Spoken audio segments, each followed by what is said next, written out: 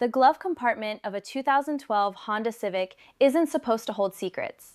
It's supposed to hold a tire gauge, a handful of crumpled napkins, and maybe a registration card fading at the edges. But as my fingers grazed past the plastic latch, digging deep behind the clutter for a stray tube of lip balm, the plastic backing gave way with a hollow click. My hand dipped into an unnatural cavity beneath the molding. My fingers wrapped around something cold, metallic, and entirely unfamiliar. It was a cheap, unbranded burner phone, its screen lighting up the dark interior of the car with a harsh, aggressive blue glare. A single text message preview sat on the glass. "Did you get the money? I miss you so much." The words seemed to physically bruise my chest. My mind instantly spiraled into the worst possible conclusion. We had been together for 2 years. 2 years of shared lockers, late-night drives, and promises about what would happen after graduation. I looked out the passenger window, watching through the rain-streaked glass, as he walked out of the convenience store, holding 2 paper cups of coffee. He was smiling, his jacket collar pulled up against the autumn chill. He looked so entirely ordinary, so completely mine. But the weight of the plastic device in my palm told a different story. If you're enjoying this unraveling mystery and want to see how deep this rabbit hole goes, make sure to hit that subscribe button right now so you don't miss a single twist. Because what I was about to find out would change everything I thought I knew about the boy I loved. To everyone at Oak Ridge High, Kira was the girl who had her life entirely mapped out. At 18, I prided myself on being observant, the kind of person who noticed when a teacher was having a bad day or when the school's budget cuts were affecting the arts department. I wasn't cynical, just careful. And for a long time, Gavin was the safest harbor I had. Gavin was 18 too, a quiet, fiercely protective guy with an easy smile and eyes that always seemed to be looking just past the horizon. He lived in the shadow of his stepfather, Harlan, a wealthy, commanding real estate mogul who treated their suburban household like a corporate boardroom. Harlan was a man whose reputation preceded him, charismatic to the public, but a suffocating, absolute ruler behind closed doors. Gavin's biological mother had passed away when he was just 11, or at least that was the story the entire neighborhood had accepted as gospel for 7 long years. I slid the burner phone into my coat pocket just as the driver's side door swung open, letting in a gust of cold air and the rich aroma of hazelnut coffee. Gavin climbed in, shaking the rain from his dark hair, and handed me a cup. His smile was completely genuine, entirely devoid of the guilt you'd expect from someone hiding a secret life. That was the part that terrified me the most. Was he really that good of a liar? As he put the car in reverse, my mind raced. I couldn't just confront him in the car while he was driving. I needed proof. I needed to know who was on the other end of that blue screen. Later that evening, locked safely in my bedroom, I pulled the burner phone from my bag. My hands shook as I navigated its primitive interface. There were no social media apps, no photos, just a single contact saved under the initial H. The call log showed dozens of outgoing calls, always late at night, always lasting less than 3 minutes. The text messages were fragments of a conversation that felt deeply intimate, yet entirely devoid of the romantic phrasing you'd expect from an affair. "The weather is getting colder here," one read. Another said, "I saw a kid today who reminded me so much of you at 12. The pit in my stomach began to shift from jealousy to a strange, hollow confusion. This wasn't a secret girlfriend. The syntax was wrong, the tone too heavy, too laden with a grief that felt decades old. I decided to take a massive risk. I typed out a simple message from the burner. "I need to see you." The reply came almost instantly, as if the person on the other side had been waiting by their window for the sky to fall. "Are you safe? Did Harlan find out?" The room seemed to lose its oxygen. Harlan, Gavin's stepfather. Why would a secret romantic partner be asking about Gavin's stepfather? The realization began to bloom in the darkest corners of my mind, a truth far more twisted than a simple high school betrayal. I closed my eyes, realizing I was standing on the edge of a precipice, completely unaware that pulling this single thread would unravel a web of lies that a dangerous man had spent a decade weaving. The next morning, the air at school felt thick. I found Gavin by his locker, his shoulders hunched as he loaded textbooks into his backpack. He looked exhausted, the dark circles under his eyes hinting at a sleepless night. I didn't waste time with small talk. I grabbed his wrist, pulling him into an empty janitor's closet down the hallway. "Kira, what's going on?" he asked, startled, his voice echoing slightly against the concrete walls and the smell of industrial bleach. I didn't speak. I simply reached into my pocket and pulled out the cheap plastic phone, holding it up between us. Gavin's face completely drained of color. He staggered back a step, hitting the metal shelving behind him. For a second, I saw panic in his eyes, but it wasn't the panic of a boy caught cheating. It was the raw, unadulterated terror of a prey animal realizing its hiding spot had been compromised. "Where did you find that?" he whispered, his voice cracking. "In your glove box, Gavin. Who is H? Who is Helena?" I demanded, referencing a name I had found buried deep in the phone's saved draft folder. Gavin buried his face in his hands. His shoulders shook, and for the first time in the 2 years I had known him, he looked entirely broken. "She's not dead, Kira," he choked out, the words sounding like they were tearing his throat apart. "My mom. She's alive." The world seemed to tilt. "What do you mean? Your family? Harlan said she died in a car accident when you were 11. "He lied," Gavin said, looking up, his eyes bloodshot and fierce. "They all lied. 7 years ago, she didn't die. Harlan forced her out. He used his lawyers, his money, his influence in the city to threaten her, to make her look unstable.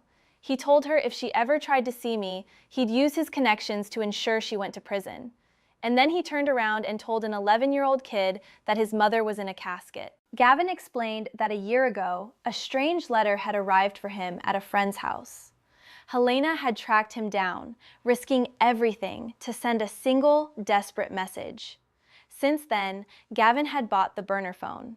They had been talking in secret, exchanging fragments of their lives through a digital wall, both of them terrified of what Harlan would do if he discovered the truth. Harlan's obsession with control wasn't just a personality trait, it was a pathology. He wanted Gavin to be his perfect, unblemished heir, entirely scrubbed of his past, entirely dependent on the empire Harlan had built. "I couldn't tell you, Kira," Gavin pleaded, gripping my shoulders. "If Harlan finds out I know, he'll ruin her. He'll find out where she's living, and he'll destroy what little life she has left. You can't tell anyone. You have to put it back." I looked at the boy I loved, seeing the immense, crushing weight he had been carrying all on his own. The romantic betrayal I had feared was gone, replaced by a deep, burning anger at the injustice of it all. I hugged him tightly, promising him I would keep his secret. But as we walked out of that closet, back into the bustling high school hallway, I knew I couldn't just sit in the passenger seat and watch him suffer. I needed to understand exactly how Harlan had managed to pull off a lie of this magnitude for 7 years. I needed to know how deep the roots went, entirely blind to the fact that Harlan's eyes were already watching us from places we could never see. To get the answers we needed, I had to recruit an ally outside our immediate circle. Enter Tasha. Tasha was my best friend, an incredibly sharp, fiercely pragmatic 17-year-old who worked part-time as a file clerk and receptionist at Harlan's primary real estate firm downtown. Tasha wasn't easily rattled. She had a cynical wit and a talent for navigating digital filing systems that made her terrifyingly efficient. When I met her at a diner after school and laid out the situation, she didn't blink. She just took a slow sip of her soda and leaned in across the vinyl booth. "Harlan is a monster, Kira. Everyone at the firm knows he's a control freak, but this is sociopathic," Tasha whispered, her eyes flashing with a mix of anger and excitement. "If Helena's alive, there's a paper trail. Harlan doesn't destroy things, he archives them. He likes to keep his victories in folders so he can look at them." The next afternoon, while Harlan was away at a charity luncheon on the Upper East Side of the city, Tasha took action. It was a mundane, almost unnoticeable moment in the grand scheme of things. Tasha shifting a stack of corporate tax returns from the main desk to the basement archives. But it would prove to be the critical pivot our entire plan rested upon. While in the restricted basement archive room, Tasha didn't just drop off the tax returns. She slipped into the dead storage section, where old personal legal files were kept. With her heart pounding against her ribs, Tasha scanned the labels until she found a dusty manila folder marked HR Personal/Private Resolution. Inside were copies of restraining orders that were never legally filed, local police logs with names blacked out with heavy marker, and receipts for monthly cash payouts to a private courier service based out of the city's industrial district. Tasha photographed every single page with her phone, her hands trembling as she realized the scope of what she was holding. Harlan hadn't just lied to Gavin. He had spent the last 7 years actively paying off intermediaries to intercept Helena's letters, block her digital attempts to reach her son, and effectively erase her existence from the state. He had built a digital and physical cage around Gavin, ensuring that no ghost from the past could ever pierce the illusion of his perfect family. Tasha met me in the park an hour later, pulling up the images on her phone. As I scrolled through the cold, calculated transactions of a man buying a child's isolation, a chill ran down my spine. "He's still doing it," I whispered, pointing to a receipt dated just 3 weeks prior. "He's still paying this courier to monitor her old known addresses."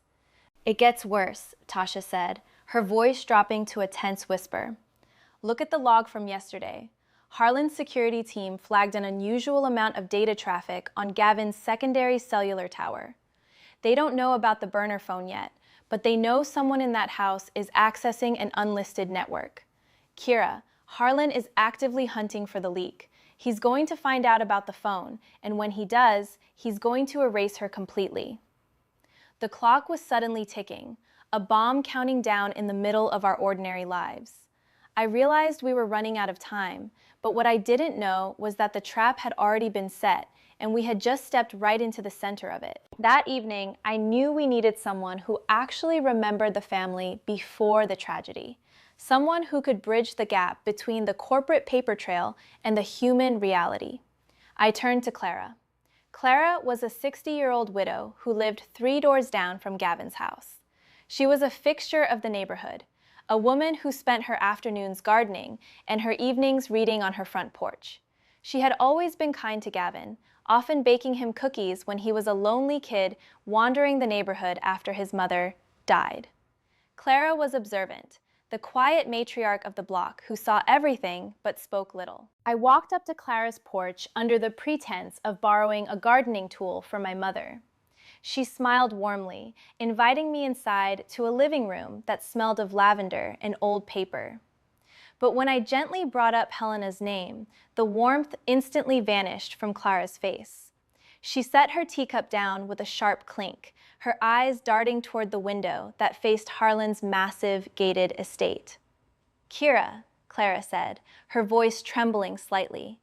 "That name hasn't been spoken on this street in 7 years. Harlan made sure of that." "Clara, please," I begged, leaning forward. "Gavin knows. He knows she's alive. He's been talking to her. But Harlan is closing in on them. We need to know where she is. We need to know what happened the night she left." Clara stared at me for a long, agonizing moment. Then she let out a heavy sigh, the weight of a 7-year-old secret sagging her shoulders. "It was raining, just like tonight," Clara whispered, looking back into the past. "I saw Helena running out of that house with nothing but a single suitcase. Harlan was standing on the porch, completely calm, just watching her. He had already taken her car keys, her money, everything. The next day, Harlan told everyone she had suffered a mental break and died in a crash 3 towns over. But a few months ago, I saw a woman standing at the edge of the woods near the park, just watching Gavin walk home from school. It was Helena. She looked older, tired, but it was her. She's staying at a small boarding house near the train station on Elm Street. She's leaving, Kira. She told me she can't keep living like a ghost. She's boarding a flight to the West Coast in 2 days. If Gavin doesn't see her now, he will never see her again. I thanked Clara, my heart hammering against my ribs. We had a location. We had a timeline. 48 hours. I rushed to Gavin's house, finding him in his room. I laid out everything, the paper trail Tasha found, the location Clara gave me, and the impending deadline. Gavin looked at me, a mixture of profound hope and terrifying fear warring in his eyes. Elm Street, he breathed. That's barely 10 minutes from here. I can see her. I can finally see her. But just as the hope began to take root, a sudden, heavy shadow fell over the room.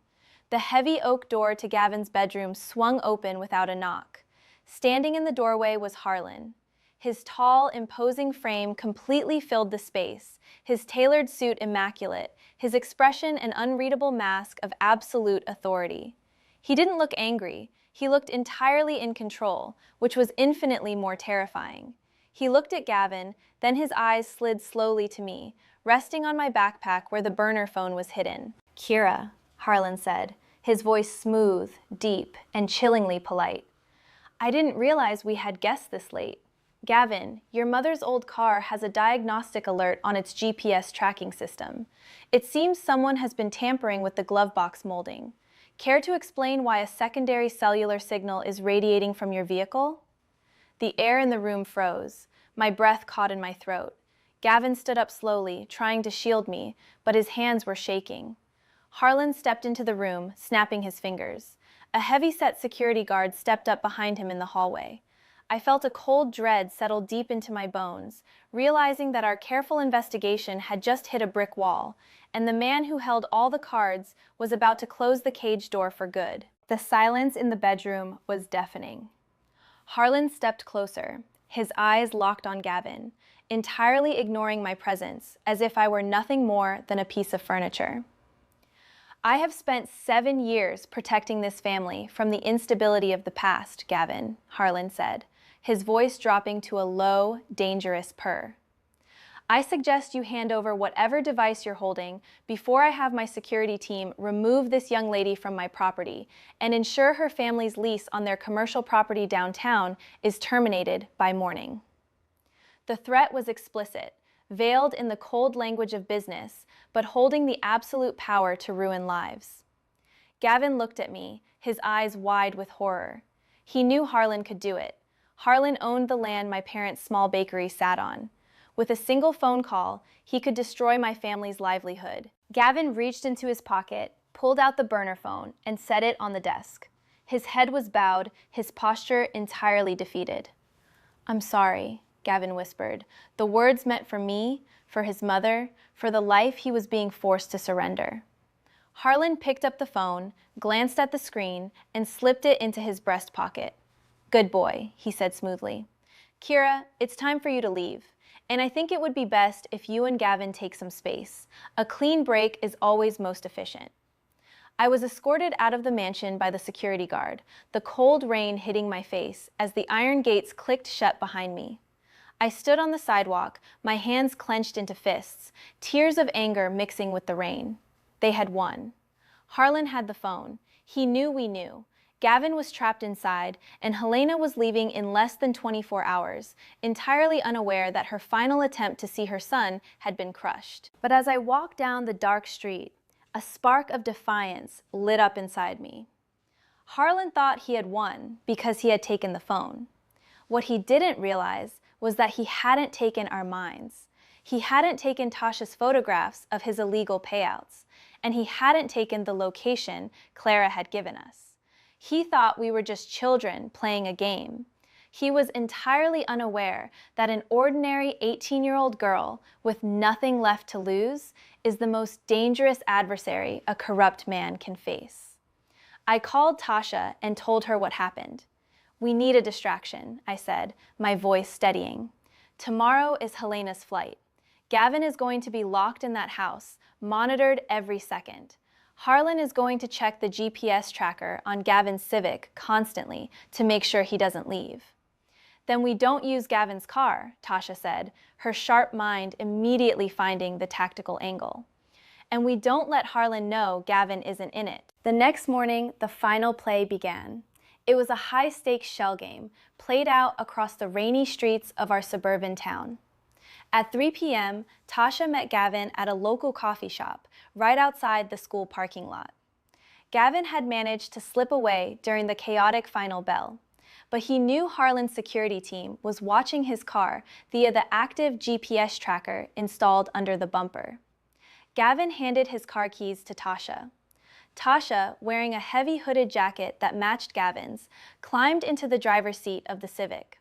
Beside her, Clara, who had volunteered to help, her old neighborly love transforming into a quiet, fierce courage, sat in the passenger seat, wearing a bright scarf to draw attention. Tasha started the engine and drove out of the parking lot, deliberately heading toward the eastern edge of the city, away from Elm Street. On Harlan's security monitors downtown, the little red dot representing Gavin's car began to move toward the shopping districts. Harlan's men followed at a distance, completely convinced they were trailing a rebellious teenager going out for a drive with his girlfriend. Meanwhile, Gavin was in the back of my ancient, untracked station wagon, hidden beneath a pile of heavy winter blankets. My heart was in my throat as I drove in the exact opposite direction, navigating the narrow, potholed streets toward the industrial district near the train station. My hands were slick with sweat against the steering wheel. Every police car, every black SUV I saw in my rearview mirror felt like Harlan closing in. I knew that if we were caught, the consequences would be catastrophic for everyone I loved. But as I looked at the rearview mirror and saw Gavin's pale, determined face emerge from beneath the blankets, I pressed my foot down harder on the gas. We pulled up to the faded brick boarding house on Elm Street at exactly 4:15 p.m. The rain was pouring down in sheets now, turning the world into a gray, blurred smear. The train station across the street was bustling with commuters, the heavy thrum of the tracks vibrating through the pavement. "Room 2B, Gavin said, his voice trembling as he read the note Clara had given us. We ran up the creaking wooden stairs of the boarding house, the smell of damp carpet and old cooking oil hanging heavy in the air. Gavin reached room 2B and knocked, his hand shaking so violently he could barely strike the wood. The door swung open. Standing there was a woman with graying hair, her eyes wide with a mixture of fear and sudden, overwhelming disbelief. It was Helena. She looked at Gavin, her hand flying to her mouth as a sob tore from her chest. "Gavin?" she whispered. "Mom," he choked out. Before they could step into each other's arms, a heavy, deliberate footstep echoed from the stairwell behind us. The air instantly turned to ice. I turned around, my heart stopping. Standing at the top of the stairs, shaking the water from a black umbrella, was Harlan. He wasn't alone. Two large men in dark suits stood behind him, blocking the only exit. Harlan looked at us, a cold, satisfied smile stretching across his face. "Did you really think a high school girl and a disgruntled employee could outsmart a multi-million-dollar security infrastructure, Kira?" Harlan asked, his voice smooth and entirely devoid of empathy. "Tasha is a bright girl, but she forgot that I don't just track the car. I track the cellular devices registered to my employees. When she accessed my server yesterday, she left a digital signature. I've been letting you play this little game because I wanted to see exactly how far this rot had spread." He stepped forward, his heavy boots thudding against the floorboards. "Gavin, get in the car. Helena, your flight leaves in an hour. If you are not on it, the local authorities will receive an anonymous tip regarding a substantial amount of stolen corporate property found in your possession. I have the receipts, fabricated or otherwise. You know I can do it." Helena stepped back, her face white with terror, her hand gripping Gavin's jacket. Gavin stepped in front of his mother, his chest heaving, his jaw set in a line of pure defiance. "No," Gavin said, his voice echoing in the narrow hallway. "No more, Harlan. I'm not going back with you." "You don't have a choice, boy," Harlan said coldly, nodding to his security guards. "Take him." "Actually, he does," I interrupted, my voice ringing out clear and loud, cutting through the tension like a knife. Harlan paused, looking at me with amusement. "And what are you going to do, Kira? Call the police? I own the precinct." I pulled my own phone out of my pocket. It wasn't in my bag. It had been in my hand the entire time, hidden against my sleeve, the screen glowing bright red. "I don't need to call the police, Harlan," I said, holding the screen up so he could see it. "I've been live streaming this entire conversation to the local news tip line and to the public school board social media page where your real estate firm just launched a multi-million-dollar charity campaign. Over 5,000 people are watching right now. They just heard you admit to fabricating evidence, tracking minors, and threatening a family's livelihood downtown." Harlan's smile instantly vanished. The cold, unshakable mask of the billionaire tycoon fractured, revealing the ugly, desperate predator underneath. He took a step toward me, his eyes flashing with a violent rage. "Give me that phone," he snarled. "Step back," Gavin shouted, stepping between us, his fists clenched. Harlan stopped. He looked at the phone in my hand, then at the security guards, who were suddenly looking very uncomfortable, realizing they were being broadcast live to the entire city. Harlan was a man who built his entire empire on image, on the illusion of respectability and philanthropic perfection. A public scandal of this magnitude, an admission of kidnapping, extortion, and corporate fraud caught on live video, would destroy his stock prices, his political connections, and his freedom within 24 hours. For 10 agonizing seconds, the only sound was the heavy drumming of the rain against the roof. Harlan's chest heaved as he calculated the damages, his corporate mind working furiously behind his eyes. Finally, he straightened his tie, his expression hardening into a mask of pure malice. "You think you've won," Harlan whispered, looking at Gavin. "You walk out that door, and you are dead to me. You will never see a dime of my money. You will have nothing." "I already have nothing from you, Harlan," Gavin said, his voice steady, his hand reaching back to hold his mother's hand. "I'm going with her." Harlan stared at him for a moment longer, then turned on his heel and walked down the stairs, his security guards trailing silently behind him like beaten dogs. The heavy front door of the boarding house slammed shut, the echo reverberating through the old building. The silence that followed was soft, filled only with the sound of the rain and the distant whistle of the train across the street. Gavin turned around, and this time there was nothing standing between him and his mother. They embraced, a long, tearful reunion that had been delayed by 7 years of lies and stone walls. Helena held her son as if he were still 11 years old, her tears soaking into his jacket, while Gavin finally let go of the heavy armor he had been forced to wear for so long. I stood by the window, watching the black SUVs pull away into the rainy dark, their power entirely broken by the simple weight of the truth. We had done it. It hadn't been easy, and the road ahead would be complicated. Gavin would have to start over from scratch, without the wealth or security he had grown up with. But as I looked back at him, laughing through his tears with his mother, I knew he was finally free. An hour later, we helped Helena carry her single suitcase down to the train platform. She wasn't taking the flight to the West Coast anymore. She was staying in a neighboring city, just an hour away, where Gavin could visit her every weekend. As the train pulled into the station, its headlights cutting through the wet dark, Gavin turned to me. He didn't say anything at first. He just wrapped his arms around my waist and pulled me close, burying his face in my shoulder. "Thank you," he whispered into my ear. "You saved my life." "I just found a phone in the glove box," I smiled, my eyes tearing up as I kissed his cheek. The train doors opened and Helena climbed aboard, waving from the window with a smile that looked completely whole for the first time in a decade. Gavin and I stood on the platform, hand in hand, watching the train slide away into the night. The cheap burner phone was somewhere in Harlan's pocket, useless and dead, but we didn't need it anymore. The lines were open, the secrets were gone, and the future, for the very first time, belonged entirely to us.